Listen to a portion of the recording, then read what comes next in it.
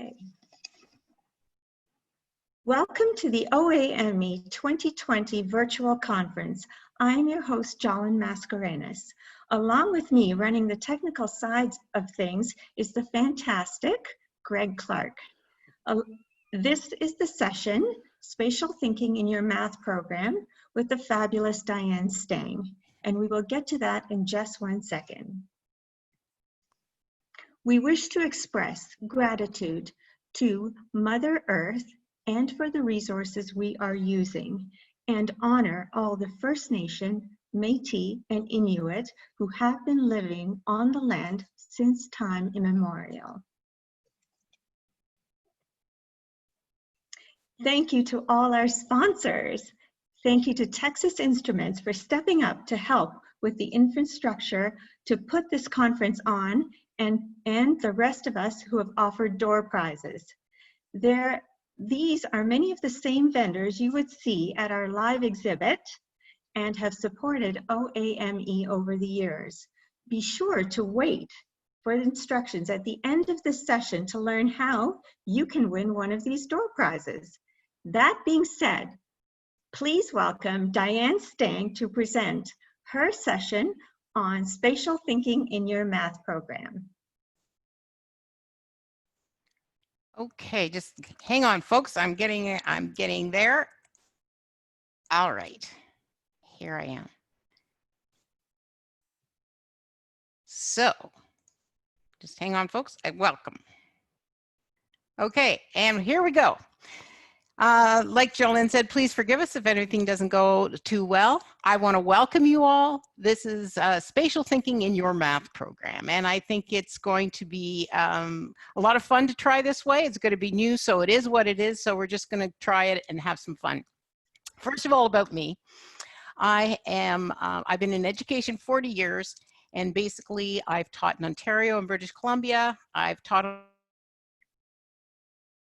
resource teacher. I also worked at the Ontario Ministry of Education. I was lucky enough to be in the capacity building in math, which really allowed me to travel around the province and get into a lot of classrooms. So it's been great. Right now, what I'm doing is I am working for Scholastic Education, and I am so blessed to be able to still do presentations and create resources from all the experience that I've been in. So that's me. Getting onto that, I'm going to look and tell you, I've been reflecting back on these 40 years, and I would have to say that this pandemic is probably giving us the biggest challenge we've ever had in education before. And I think we're all going to see that, and I think we're all sort of experiencing it if we're doing distance education now. But I think what we're going to see is going ahead in the future, it's going to be a challenge as well. And I would say that the biggest thing I've learned about education in the 40 years has been to be flexible. And you know that as well as I do, that just doesn't mean from year to year or month to month. That can mean from hour to hour and minute to minute. And I think with this whole pandemic thing, this is what we're looking at. So as far as I'm concerned, I think you've come to the right session, because when you go back to your classroom, first and foremost, the first thing that you're going to see is you're going to have to think about the spatial thinking in your classroom. So what I want you to do is, and like I said, normally if you came to my OAME conference, you would be working with these wonderful concrete materials. You've had your hands going, you'd be really working away and testing out your spatial thinking. Well, unfortunately, we had to be flexible and change that. So you're going to be doing a lot of visualizing today. So I want you to visualize, first of all, you in your classroom on the first day. Here is your spatial challenge. Okay, what do you have to do? You have to think about, oh, how am I going to design a classroom that allows physical distancing for everyone in my classroom? So just picture that for a minute. You can see this teacher, she's used to being close, working in groups, collaborating with kids, and all of a sudden, that's not happening anymore. So you've got to think about that. Now, if you were teaching high school, you could set your room up so everybody's 6 or 2 meters apart. The problem is we're not. We're teaching primary. How do you keep those kids 2 meters apart, right? So I don't have the answers. I'm just telling you. You know what it's like. They haven't seen each other for a couple of months, so they're thinking, wow, here's my friend. I want to hug them, and it's going to be really difficult. So when you're thinking about it, let's just add another layer to this. what are you going to do as far as what does 2 meters look like? You know what kids are. They don't know. They need benchmarks. We deal with non-standard units. So what are you going to do in order to help them understand this and even why they're doing this without scaring them? So, I mean, this is going to be a huge challenge. And then we just keep layering things on top, because I've been reading in some other places in the States and Europe and some of the parameters they're having for schools, how they're going to manage everything. And I'm thinking, it's just not realistic. I just don't see it yet. We're going to have to be very creative. And I think that's where you all come in. So let's think about some other things. What about washing hands all day? Not just washing hands before lunch, but every time they touch something and keeping their distance apart and making sure they can all get there. This is another spatial kind of dilemma that we have to deal with. And what about cleaning surfaces? Look at all the concrete materials that we use in math. Look at the books that kids use. What are we supposed to do with all of that now? And how are we going to clean them? And then here's one, wearing masks. This is like putting a Halloween costume on a kid and saying, don't touch it. You know that's not going to happen. So really what you want to do is you want to think of ways that we're going to be able to creatively get around this. And then there's the unimaginable that is really hard, but I know you can visualize it because you've been there before. What about recess? And what about yard duty? You know what that's like. So anyways, these are some of the questions. So as far as I'm concerned, what's happening is we are basically looking at a new spatial world. We're looking at our workspace from a brand new perspective. So when we're going into that classroom and we're designing, you are doing spatial thinking and you are doing spatial reasoning, and you're going to be doing it continuously. So you will be venturing where no educator has gone before. So on that note, let's get started. Before beginning, I have one huge message for everybody out there, and that is this: attitudes about math. Doesn't matter what I do a workshop on, this is number one. Number one, because we can't get anywhere unless we get those positive attitudes going in math and those growth mindsets, letting kids know that they can do it, and really us believing in ourselves that we can teach. So those to me are number one, no matter what we're doing. If we don't get through that, we're just not going to go very far at all. So I'm really encouraging you, because our job really is to motivate and inspire. So what we're going to be doing today is we're also going to be looking at your spatial reasoning, right? A lot of teachers, the research says teachers who aren't comfortable, they tend not to give their kids those opportunities. So today you're going to get a chance to try out some simulations, and you're on your own, so it's great. No one else sees how you're doing it, but it just gives you a touch of what it feels like and what you can do with your kids. So basically what we're going to be doing is looking at spatial reasoning. And first of all, here's a quick definition of what it is. Basically, my description says what it is. It involves the location and movement of objects and ourselves, either mentally or physically in space.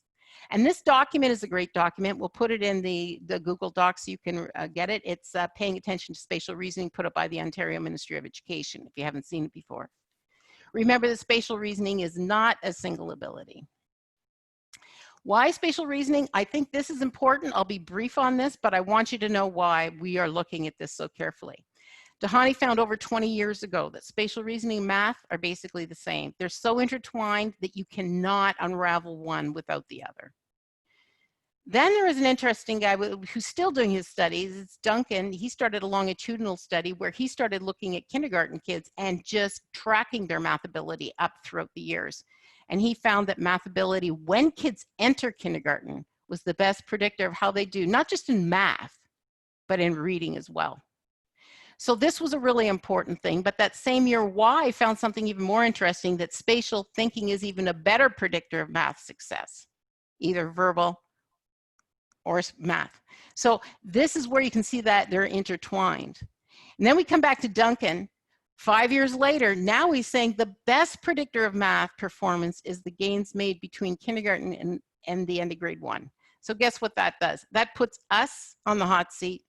It really gives us a great opportunity to be able to help those kids and develop their spatial reasoning. And I'm going to tell you right now, it has nothing to do with age. There are adults that have spatial reasoning skills that are less advanced than some kids in grade 1.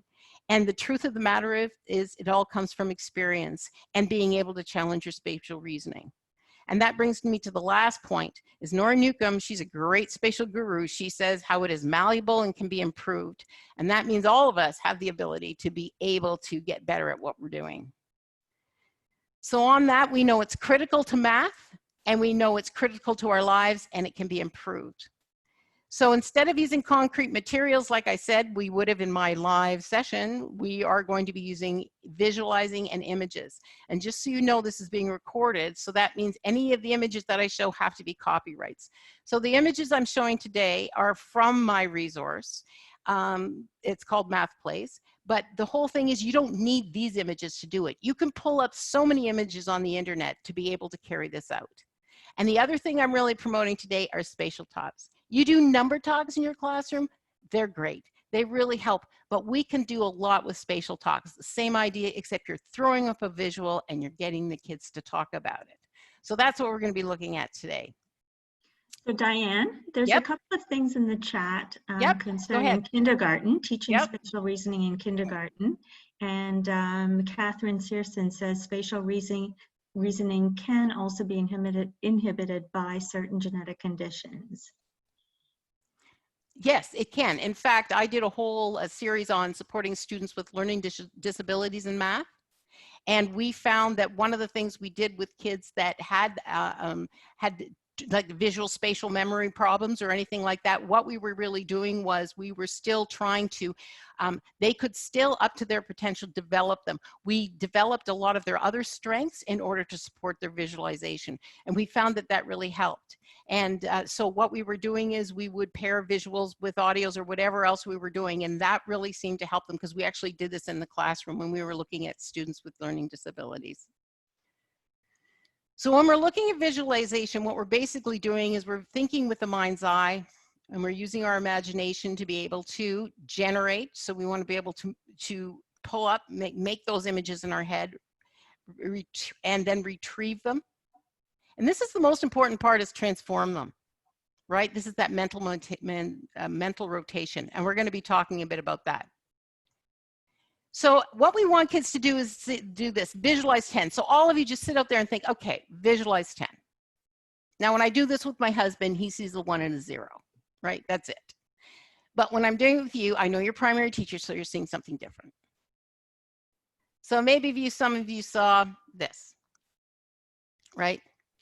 And that's great, because what you're doing is you're seeing a visual. You can see 10 and you can see how much it is. It's a how muchness.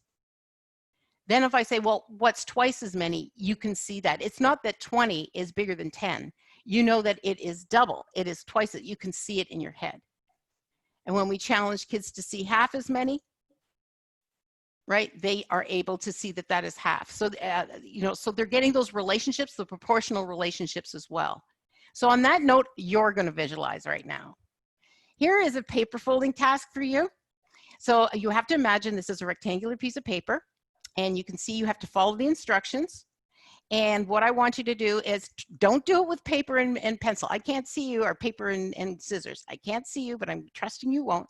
I want you to visualize, what will that paper look like when it is opened up? And what I'm going to do is I'm going to give you some choices. So it's going to be A, B, C, or D. So I'm going to be quiet for a few minutes. I'm not going to sing the Jeopardy music or anything. And then Greg will put up a poll in a couple of seconds, and you can vote on it. Go ahead. And after that, Diane, there is a question in the chat.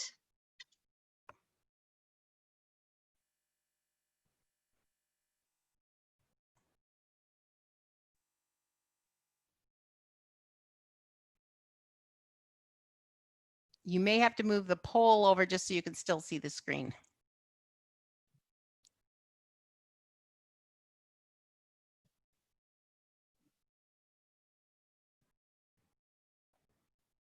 And don't worry if you're too tired at the end of the day to do this. It's just a great opportunity for you to try out your visualization.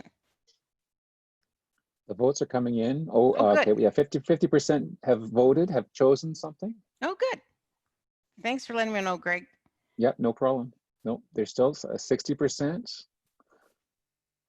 Some are still doing that last fold in their head, I think.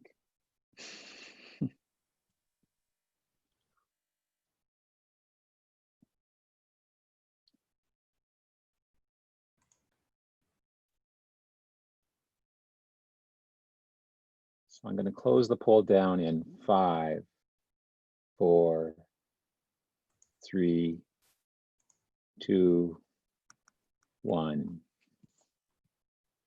Closing the poll. All right. So while we're waiting to see how people voted, what I'm going to say is, and this is how I am with all math. I don't care what the answer is. I'm more concerned with what you were doing. What were you doing? First of all, were you stressed by this? Okay, look at this. It looks like most people thought it was A. Very interesting. We've got some B, C, and D. We've got D in second place, C in third, and then B in last place. And very interesting, but it's quite evenly spaced except for A. All right, so the answer is B. So very interesting, and I was going to try and fold it with you with my camera on, but you'll be able to try it at home and you'll see that it is B. But what's interesting about this is, what were you doing when you think about this? First of all, were you stressed? Because in a lot of cases, people just give up. We really want to watch kids if they're finding this to be too much to do. And this one's for you. Anyhow, the other thing is, were you using gestures? Were you taking your hands and moving them down and folding with the paper and being able to visualize what you're doing? Gestures are really important when we're talking about this, because we want to use gestures, because what they do is they help reinforce a thought. A gesture can take on a whole thought. So it really, what it does is it relieves a lot of the space from the visual memory. So kids don't have to worry so much about that. So that's one thing that we want to be able to do, is use gestures a lot. But we want to be able to give kids opportunities like this. So what would this look like in your classroom? This is what it would look like, for instance. Okay, you can do this in front of the kids. You can either have them follow the instructions, or what you can do is you can actually do it in front of them. And what you're doing is just taking a piece of paper, folding it in different ways. Start with a paper punch, because it's a symmetrical figure, so it's not going to affect, it's going to affect the location, but not necessarily how it's going to look. Ask them, how many holes are there going to be when we fold this up? Why do you think so, right? So you're getting at a lot of these, and this is a great spatial talk, and you'll find the kids absolutely love this. And then what you can do is you can get on to symmetry and lines of symmetry, right? So you're trying in one session, you're saying, okay, let's just cut the bottom corner without the fold. What do you think it's going to look like? Okay, how is that going to look like when we're doing this? Again, we're working with those horizontal lines of symmetry. And then what we can do is we can cut out vertical lines of symmetry. We can do them too. And this time what we're doing is we're making it more of an asymmetrical kind of cut. We cut it on the fold, we cut it not on the fold, and we see how much it changes from picture to picture. So as you can see, that this kind of thing is great for kids, and they love it. And they can be the leaders sometimes, and they can do the folding.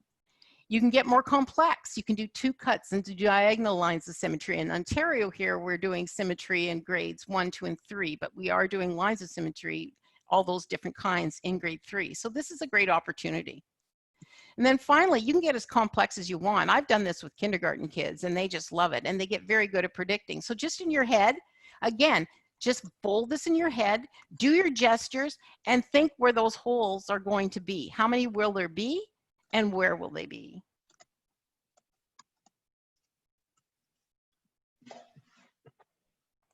And that's what it would look like.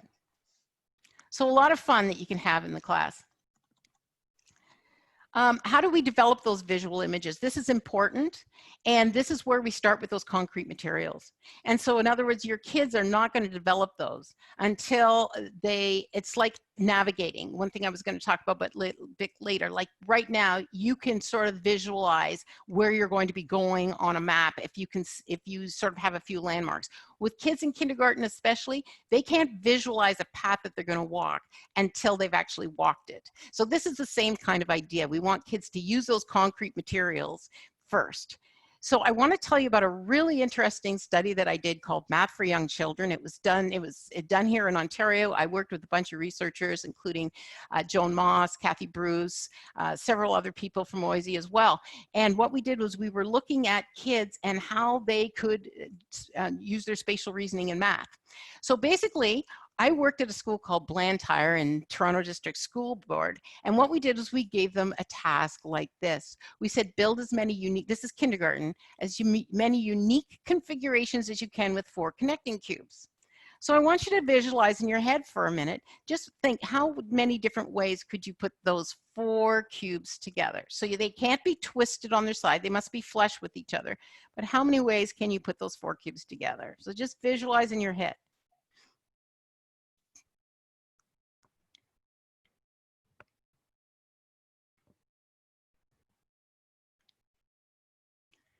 So we found that the kids in kindergarten were excellent at this. So they weren't visualizing, they were building, because that's where they needed to be. But they easily found the 8 configurations that I found at the bottom. And what we would ask them was, you know, they might come up with the L shape, and it might be the mirror shape of it, or it might be lying down. And we'd say, are these the same? They had to be able to rotate those in their head. We'd ask them before they could touch them.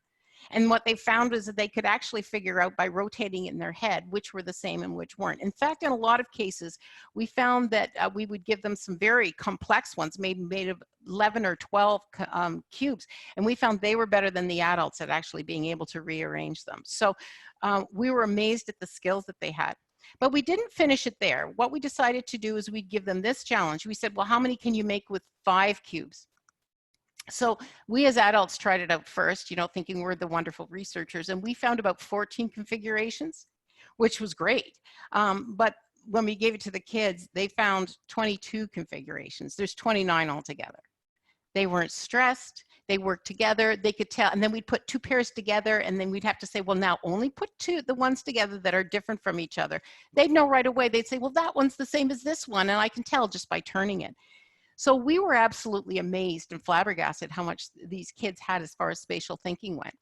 So while we were doing the lesson study, a grade 6 teacher said, I'm going to do this with my class, which was the most interesting part, because when he did it with his group, he found that it took them longer. They were stressed. They were stressed all out, and they found about 21, 22 of the configurations, but it took them much longer, like I said. And so this is where we really have to question, you know, what are we doing and what's in our curriculum between the ages of you know, 5 and 6, and when they're older in grades 5 and 6, what are we doing in there in order to be able to develop it? Like I said earlier, it's not dependent on age. So here are some of the 29 solutions. As you can see, these are just a few. And the kids found as soon as they could start building up, it just opened up a new channel of all the different ways they could do it. But it was a great, exciting test that we learned that kids have a lot more, but they have to start with those concrete materials first. That was the most important part. So for instance, okay, here's something you can do with the kids too. So I just want you to, you're going to start visualizing again with connecting cubes. Okay, so just listen carefully. I'm going to give you some verbal instructions. And again, this would be difficult for kids who have any kind of impairment as far as being able to process audio. So anyways, we're going to try it with you. So I want you to imagine taking 3 blue cubes. You're going to attach them in a row. And I want you to lie them flat in front of you so they're straight across from left to right. Now you're going to take 1 orange cube and you're going to put a yellow cube. So you're going to take an orange and yellow cube, put them together, and you're going to put them on top of your row of blue cubes. And you're going to make it so the orange cube is on the right. Now you're going to take a green cube and you're going to put it on top of the orange cube. Again, your working memory is going, I know, but we did this with kindergartens and it does work. We didn't make them this complex. So we now put a green cube on top of the orange cube. And finally, you're going to put a red cube and it's going to go right in front of that first blue cube that also has the orange cube. So you've got your 3 blue cubes on the bottom, your orange and yellow cube on the next layer, then there's a green cube, and then the very front of it all is going to be the red cube. So here's my question. Is this what you imagined?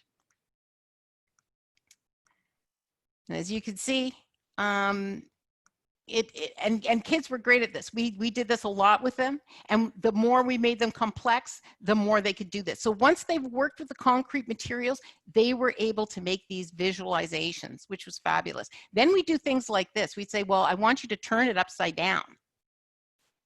Is this what you imagined? So we didn't keep it just static. We also made it dynamic as far as being able to see what it was. So here's another spatial talk, okay? This is a great thing. They've worked with concrete materials. So what you can do with this spatial talk is say, okay, which one of these will stand? Have them think about it. Choose one yourself. Which one will stand? Which one won't stand?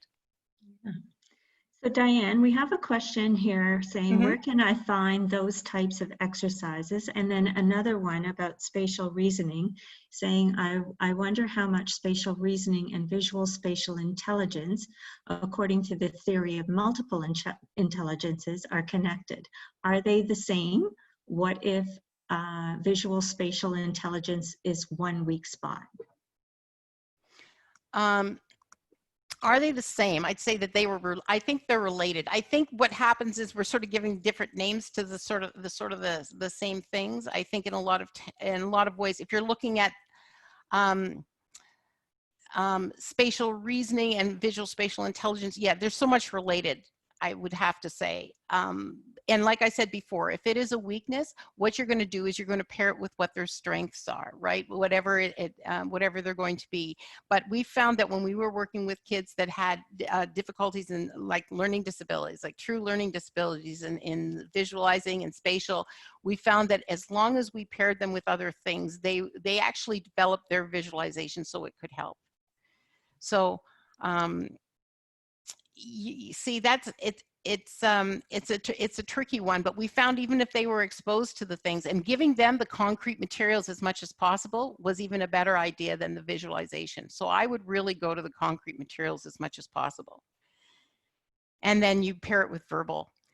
In this case, you may decide, okay, I see, and then here's your spatial talk. You're saying, okay, I can see that A is going to work. And then this is when you go back to, and you say to them, okay, build it with the concrete material. So they've now had a chance to visualize. They're now building with the concrete to see if it'll work. Then you may come to one like F and you see, oh dear, this isn't standing, and they prove it by making it. So you say, okay, use those materials, visualize in your head how you could organize them so they will stand. Oh, I was going to answer the other question in a minute. I can only do one at a time. These are from my resource that I've developed called Math Place, but like I said, you can find things if you look on the internet. What you can do is build them yourselves, or in a lot of cases, we just built them, or I often just built them and took pictures of what I wanted. So anyways, then what you're doing is you're saying, okay, how can I make this so it will stand? And so you're really getting those kids to think and visualize. Like I said, there's a lot of different aspects to spatial reasoning. I'm just picking the visual because this is the best I can do with our virtual presentation here.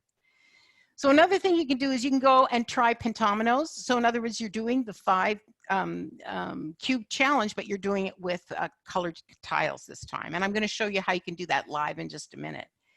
Again, kids are working, and now we're going from 3 dimensions, which is really important to start with because that's the world they live in, and going down to 2 dimensions.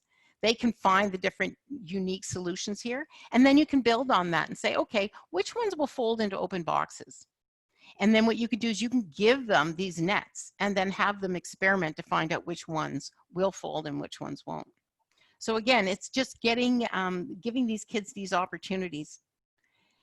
Also, if you can make spatial talks dynamic, again, this is one from my resource again, but it's looking at these, and you can do this live. You can build this in front of them, just build the one on the right and the left, and then just say, okay, how can you move the green on the left so it looks like the one on the right? So you can do it live. You don't have to do it virtually. So basically, you're showing them that, okay, they're discussing it, they're turning and talking to their neighbor, and then you're talking about the different ways that this can happen. But it's really great if they're having difficulty with the visualization, you give them those concrete materials so they can try it out.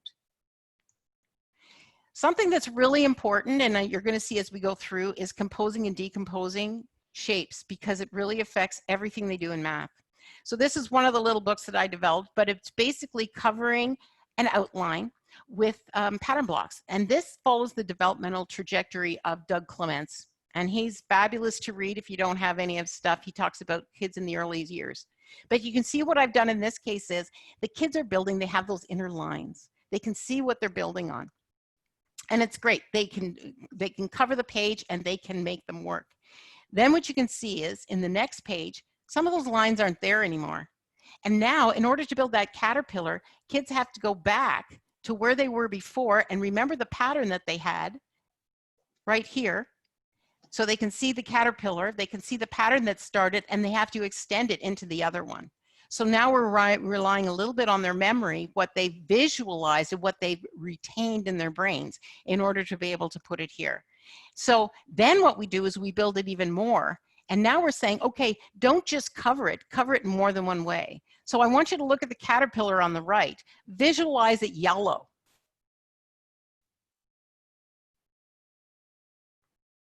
And once you've done that, then I want you to say, okay, how could it be all red and blue? And you give those kids those challenges. So now what they're doing is they're having to be able to figure out how they can cover them. Finally, you can build in the whole symmetrical idea where they're building one side and then what they're doing is they're being able to recreate the symmetrical side. So here's being able to build it. There's a great site called Mathies Tools. It's out by the Ontario Ministry of Education. This is Mathies Learning Tools.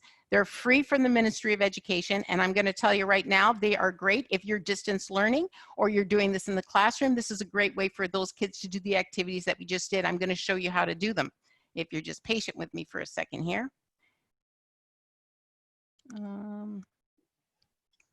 Okay, so when you go to Mathies Tools, you can see that there are your pattern blocks. And the kids, it's so simple. And like I said, it's free. It's just online. And you can see what I'm doing right here. I'm being able to build. I can take as many of these shapes that I want. I can rotate the shapes. I can make them fit. I can build that little duck, and I did this by memory. I'm pretty proud of myself because I don't have the best spatial memory myself, which I'm really working on.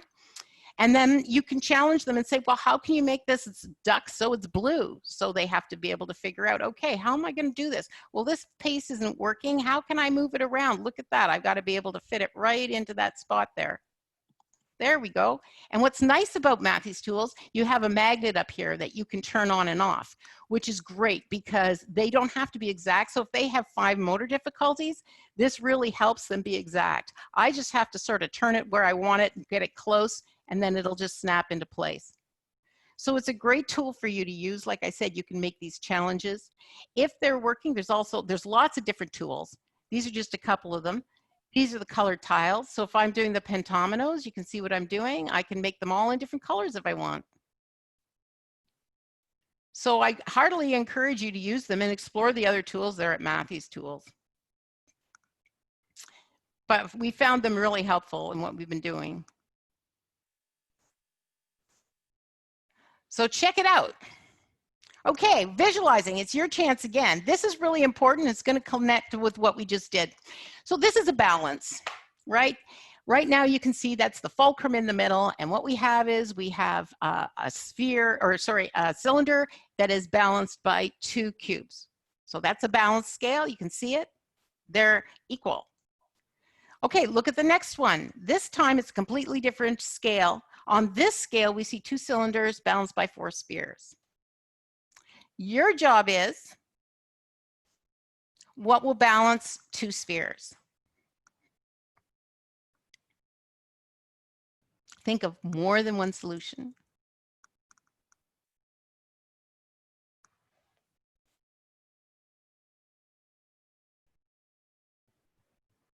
Okay, so what you may have... getting a few responses. Good, good. Yeah, lots. Oh, good. So you may have said 1 cylinder, which makes sense because we're looking at that proportional reasoning up here. We see that if we just cut all of these, both of these sides in half, we can see that relationship right there. And then if you're transferring it over to the other side, you may see that it's going to be, it could be also 2 cubes. So this is really important. You can make a lot of these things with the kids, getting them to do the balance thing. And I'm going to show you a couple examples later on, but I really want to show you why this is important, because this is about the equal sign. This was, what does it mean? We found out that kids do not know what the equal sign means. This is a huge deal. This was a study that was done by Carpenter in 2003, and I think this really changed the way I looked at so much of what I was teaching and doing. First of all, kids were given the question, 8 plus 4 equals something plus 5. Okay, great. So it was given to kids in grades 3 and 4 and 5 and 6. And as you can see, not too many kids got the right answer, only 9% in grade 4 and only 2% in grade 5 and 6, which is scary. What is really scary is that almost half of the kids thought it was 12 in grade 3 and 4, and in grade 5 and 6, 3/4 thought it was 12. We even had some say it was 17, and then some others say it was 12 and 17. So they interviewed the kids, and this is what they got. Student, teacher, how do you, oh, the student said 12. Well, how do you know it's 12? Because that's the answer, right? 8 and 4 are 12. Well, what about the 5 over there? That's just there. It doesn't have anything to do with the 8 or the 12. Well, what do you think it means? Maybe they just put it there to confuse us. What about 17? Well, how do you figure it's 17? Well, because I know that 8 and 4 are 12 and 5 more is 17. Well, why did you add? Because it said to add, see? But these two numbers are over here and the 5 is on the other side of the equal sign. Yeah, but you have to add. That's what all the numbers, that's what it says to do. Then there's this one. Can you tell me what you did? Sure, I did 8 plus 4, and that's 12. And then I had to add 5, so that made 17. So in this case, they had 2 answers. So a little bit scary. They interviewed the student who thought it was 7. How did you know it was 7? Well, I saw that the 5 over there was 1 more than the 4 over here. So the number in the box had to be 1 less than the 8, so it's 7. So what did this kid see? This. This kid, when you think about it, look at the 2 sides like our balance scale that we were just looking at. If you move that one little dot with a 5 over to the other side, you can see how they balance over, right? So you can see that that's 1 heavier than the other side. So that means that in order to compensate for that, that 8 over there has to be 1 less, so it's 7. Notice they never even figured out what each side equaled. What they were doing is they were looking at it as a balance. So they had the whole idea and they really understood what the balance or the equal sign is. This was what we want kids to understand. And believe it or not, spatial reasoning really helps with this. So when we were doing all the composing and decomposing and rearranging things in our head, this is where it pays off. This was done by Chang and Mix in 2013. They did a study with 6 to 8-year-olds. And they found even doing one single 20-minute session on mental rotation resulted in higher scores on a math test. They found that the kids did so much better on questions where they were change unknown was in a question like 3 plus 6, something equals 9. Think about how they can visualize. They can see the 3 over there. They can see that 3 in the array on the right of 9. And they can see that there's the 6 left. So excuse me. So as you can see, this is why we're doing all of this, because all of these visualizations turn into the symbolic forms for the numbers. And they had the ability to visually and rearrange and visualize and rearrange, and that's what got them through. So when we're looking at this kind of thing, what we're always doing is trying to go from the concrete to the pictorial. This is like the balances that we were doing. What I did when I created this was just put animals into them. And the kids can look at the proportional relationships, and they love doing this kind of thing. And then we can go to the symbolic, where then we're putting the numbers to them. And what they're doing is they're being able to see how the numbers are proportionately related to each other. So that's what we're looking at in the early years, in our primary grades. So when we're doing spatial talks in number sense, here's another example. Find a picture on the internet of anything. I just threw these pictures together for my resource. You can see what we're doing. We're looking at license plates. We're looking at concert tickets. What do the concert ticket numbers mean? Who do you think would be sitting beside these people? Who do you think is sitting behind them? Why do you think they have that bar tag on there? What are the numbers of the date telling you, right? Look at what numbers could be on the scoreboard. What game are we playing? How big can the numbers be, right? You're all getting at all of these different kinds of things, all through having them look at pictures. So this is really important, being able to do that. The calendar, what month could that be? What month couldn't it be, right? You're asking a lot of these questions, you're getting them to really think and wonder. So again, it's those spatial talks. One thing I'm huge into are quick images. quick images and subitizing it. A lot of you probably already do this. And you can make them on dot plates. But again, it's what do you see, right? That's 5. That's perceptual subitizing, being able to see a quantity without being able to have to count. Then we move over to conceptual subitizing. You saw the 5, so you saw the part, and then you saw the whole. So we're moving kids in grade 1 from perceptual to conceptual subitizing. You may find that kids in grade 3 still need to do that, but that's okay. Showing these visuals, and kids love doing these, are really important. You build them, so you can do them throughout the year, and they take so little time to do. What do they see? What do they see? In both of these cases, what we've done is they're now anchoring 5 and 10, right? And believe it or not, 7 or 8 are the hardest to be able to subitize because they're either missing 2 or missing 3. So that's just for your interest. What else can we do? We can visualize patterns. And this pattern is going to be important, what we're going to be looking at in just a few minutes. Here's an example of a pattern. It's consecutive numbers. And yes, I've done this with grade 1s and they get it. They can see that that's going to be 1 and 2. They count it up. They see that in their mind. That is 10, which helps them see more than 10. They can see 20. And they can see when they put them together like that, they can see that they're actually making equal rows of 5. So hold that in your head because we'll be coming up with some more of those in a minute. You can do quick images with other patterns. You can do it with arrays as kids are getting into repeated addition, when they're getting into multiplication. Show them as many times as they need to keep adding those visual images to them, especially for students that are having difficulty holding that in their working memory. Show the images as many times as they need to for as long as they need. But every time you show it and they give a little bit more information, they'll put it into their brains. You can do it with fractions, right? You show it and you say, which fraction, what fraction is blue? Is it closer to 1 or is it closer to 0? What fraction is not blue? I know in other parts I know in Alberta they're starting to do fractions much earlier, but I know in some places they're not doing them yet. But in Ontario, we start early. So it's really important that they get that holistic approach to fractions, not about using 3/4 represented in symbolic notation. We want them to understand that's what it is. Is it closer to a half? Is it closer to a full amount? Is it closer to 0? And then I'm going to tell you right now, I use literature so much. Look at the illustrations in books. There's so many illustrations you can use for your math talks. This one is, the ones I'm going to show you are from Math Appeal by Greg Tang. Great. There's 16 pages. I've got them in my resource. And like I said, every page is a math talk.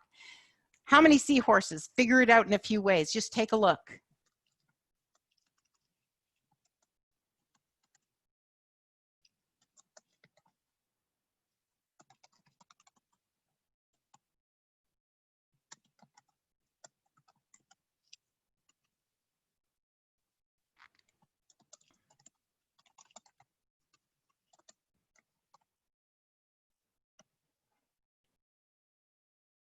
Okay, so here's some ways that you may have come up with. First of all, we want kids to look at things in different ways. So do they see that this is like an array? It's just on the diagonal. Can they see the 6 times 6, the 6 groups of 6, or this way? Do they see those and be able to work from that and then subtract the ones that are there? Think of the math talk that you can have. Think of how many ways they can discover this and talk about this. Let's take a look at this. Remember that consecutive pattern that I told you to keep in your head, the 1, 2, 3, 4 that makes 10?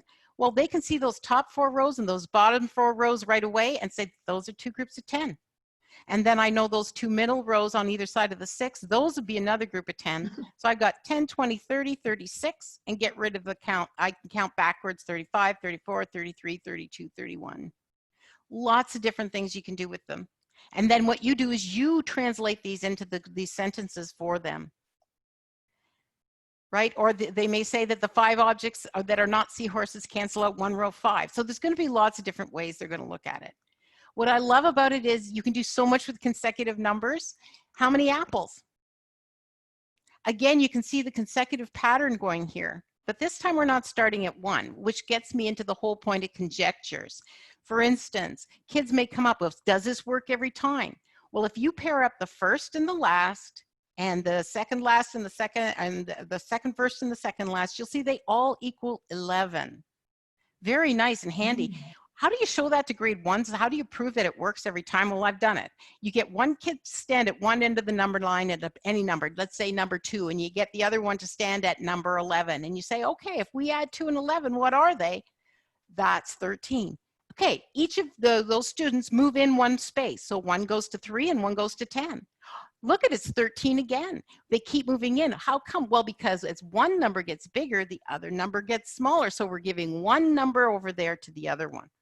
So there's lots of things that you can do with coming up with different ways to look at it besides 10 frames.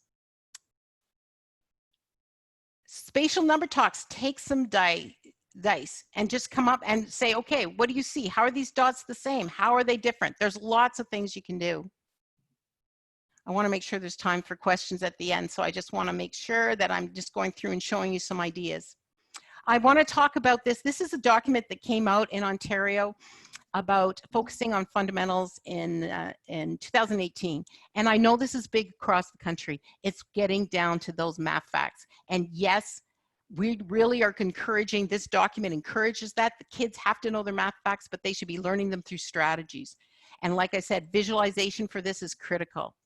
So for instance, visualize a number string. Create those number strings where they can see 4. What's that? 4 plus 0. Yep. 5.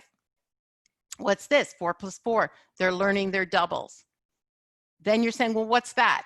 4 plus 5. We're learning our strategy doubles plus 1, but we're doing it with visuals. Then we're saying, well, what's this one? 5 plus 4. Ah, look at, I can turn that around. There's the commutative property right there. So as you can see, we can really build on these visual number strings. And then what you do is the next time you show them with numbers. So what you're doing is you're building those strategies by starting with the visualizations first. You can also, this is a really neat thing, build math facts with 2 colors of snap cubes. Snap them together like that. So that's 4 plus 4. There's 4 plus 5. And then kids can use those as another way of visualizing to practice their math facts. Just a couple of things I wanted to put in there. I also wanted to mention estimation. Estimation is huge for kids. Have an estimation jar in your class all the time. Different size jars, different size things that go into it. As you can see on the left, they have the circle around the little jelly beans. You can see a group of 5. And what you're doing is you're using that group of 5 to be able to estimate how many more there are. We're moving on to the right. We can see now we're organizing our stuff. How much easier is it for them to do that? So again, these spatial talks are really helpful, and they can be live objects. Just pour something out on the carpet and say, how many are there, right? Mental rotation.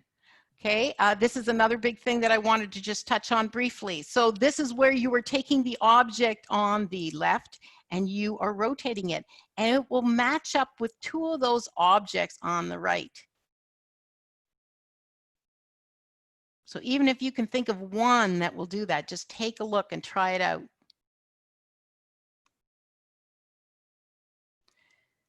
Just so you know, it ends up being 1 and 4. And don't worry if you can't do this. This takes time. This is to where you build that thing and you rotate it in your mind. So for instance, if you feel like you're visually, spatially challenged, that's where you build it. You go back to those concrete materials. What do you do with kids with this? You give them something like this. Make squares. How can you rotate those in their head so you can turn those around to make different kinds of squares? Right? Again, you can actually have them, give them a black line master of that. They can cut them out, they can put them together. But again, you're getting them to visualize first. Mental rotation. These are really great. These are optical illusions. I use them a lot. How many squares, how many blocks do you see? How many you're going to see when it's upside down? Have them try to visualize. And then they can see, you can turn it for them and they can see that there's actually more now. And they love, I can't talk enough about perspective taking. That is where we use optical illusions, right? This is how we're perspective taking on differently in our classrooms right now. So like I said, I do use optical illusions a lot and kids love it. I've used them from kindergarten right up to grade 10. And what is fascinating is you look, you say, what shapes do you see in that first shape there, right? And if they really look closely at it, there are no triangles. There are none, there's no squares. They're just shapes that are there that have been cleverly put there. So you would see them in a different way. What I love for measurement is the ruler, which is longer between the two arrows at the left or the two arrows on the right. It's an optical illusion. Kids got to get their rulers out and check it out and they just love doing these kinds of things. Again, this is really cool too. You say to them, how many blocks are in this tower? And that means the ones that are hidden. Just take a minute to think about it. Picture it in your head.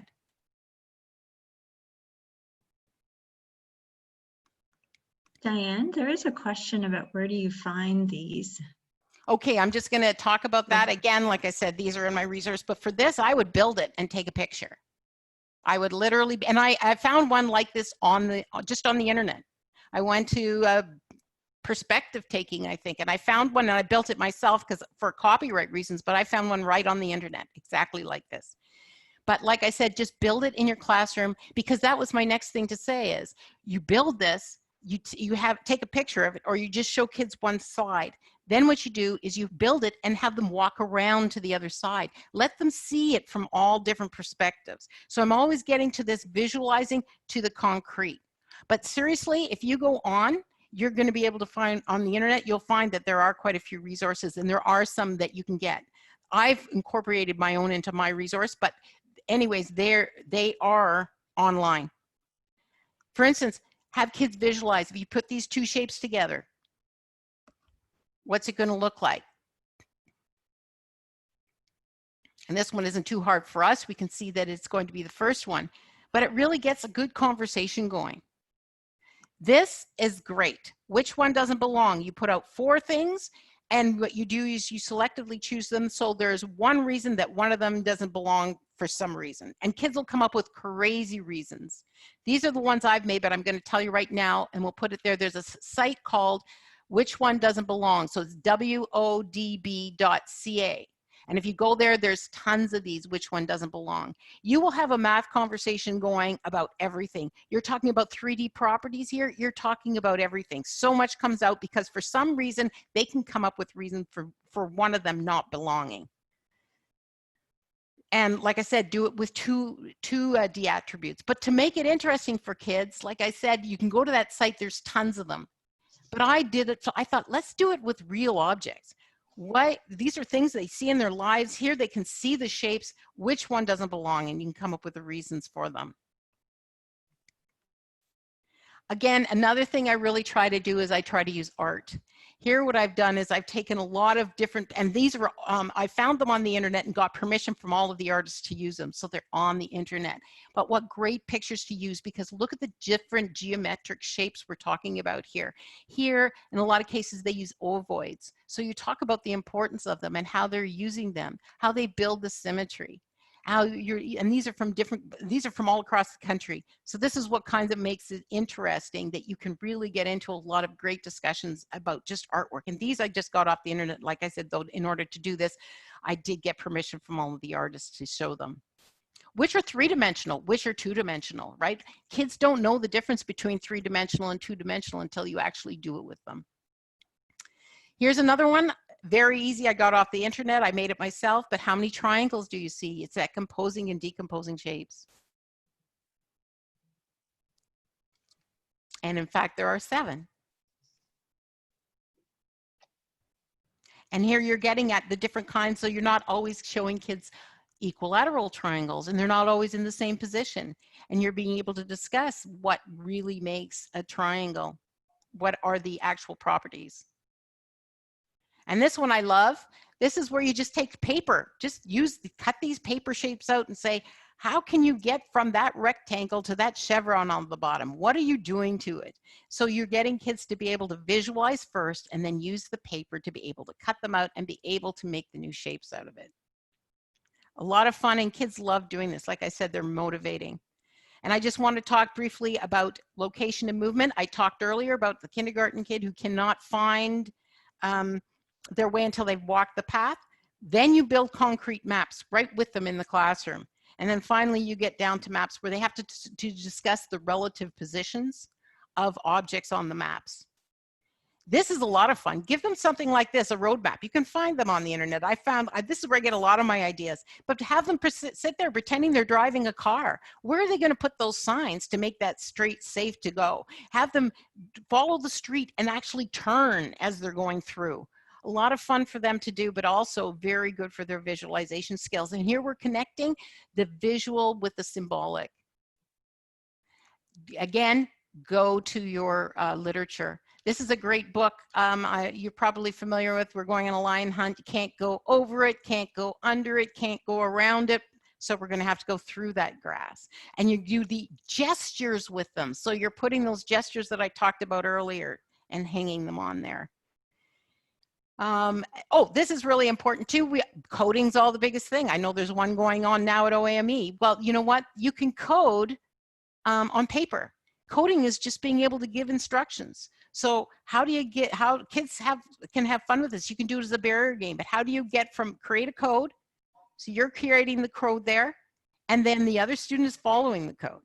So you're really getting this whole idea of this whole spatial navigation. But this is what coding is making sure that the instructions that you're creating work and do what you want it to do. Build some barriers in, but there's lots of things that you can do very quickly. I'm just going to finish up with two little things here. I love gathering data. If I were you on distance learning, I would do a survey every day. I would create them and you get them to vote. You come up with something. I do this September. Every day we have a vote. We get to know each other, but we also get to really compare data. Throw something like this up or this, just build this in your class with Snapcubes. Say, what is this? What's this a graph of, right? They may say it's about strawberries and it's about limes and lemons and blueberries. They may come up with a million reasons, but you want to ask them, what might it represent? What titles might you see? What can you tell from this graph? What might be important to know? Lots of fun there. You can just build it in your class. But here they're comparing numbers. They're comparing quantities. You can then put numbers to them. They're doing more or less. They can figure out there's 17 altogether. There's lots they can do. Probability, the same thing. Throw it up there, have a conversation. In the next case, what I'm showing you is just get a jar, put some stuff in there. What are the chances that I'm gonna, or put things in a jar or in a bag and say, what are the chances I'm gonna pull out something that's yellow? What's the chance when you saw what I put in there, what's gonna pull out that's something black, right? Getting at all of that different language. So a lot of fun to do as well.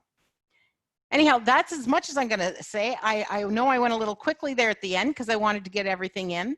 The final thoughts that I have are look at everything and think how you can spatialize it.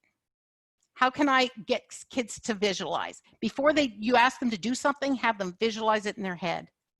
How can I use a spatial talk to encourage spatial thinking? I encourage you to grow your own spatial thinking. I do that every day because I lose my car in the parking lot all the time. And just have fun. So those would be the things. Yes, you can find a lot of these resources. I'm going to tell you that too. A lot of this comes from a book called Taking Shape. The resources, the research that I work with are Joan Moss and Bev Caswell, Tara Flynn, Zach, Kathy Bruce, and Zach Hawes. And I worked with all of them on these projects, and they're the ones that wrote the book. I was just involved in some of them. So if you go to the book by Joan Moss called Taking Shape, you'll find a lot of the ideas there. How do you promote spatial reasoning among preschoolers to encourage them to be more ready for K? Listen, just get them to build everything, build with them. That's another thing they say with preschoolers.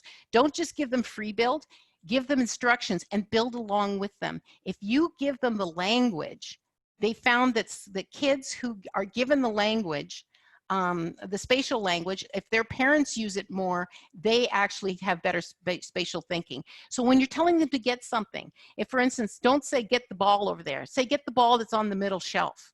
That's really important to do, right? I have a daily check with a Google form with questions. Oh, that's a good idea to ask them what they see. That's excellent. So, so those are the questions. Yes, and I would check out the research on spatial reasoning, spatial thinking. There's lots of it, but I'm telling you, we did so much research with the little kids, but also we found with the older kids, they needed a lot of the same stuff that we were doing now. So I would really encourage you, and like I said, it's fun. Kids love it. It's motivating, and you'll really start seeing the benefits. So I hope that you can find some of these things. You can take them away with you and try some of them out in your class. And listen, I wish you the very best moving forward with this pandemic. I really do. I'll be thinking of you. And I know you're all very innovative and creative, and you'll get through it. Awesome.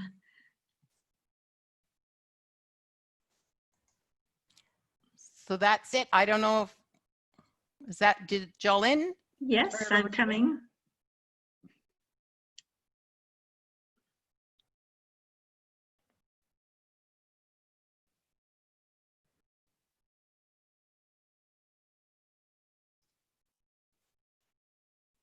Hi, everyone. Thank you, Diane, for that awesome presentation. It was awesome. I loved it, and I think everyone else did too. So attendees, if you have any more questions, the Google Doc for this session is open to you, and add your questions in there, and Diane will try to answer them in the upcoming days. Also in the Google Doc are the links, any links that Diane wishes to share, and a link to the entry for the door prizes. Be sure to get that one.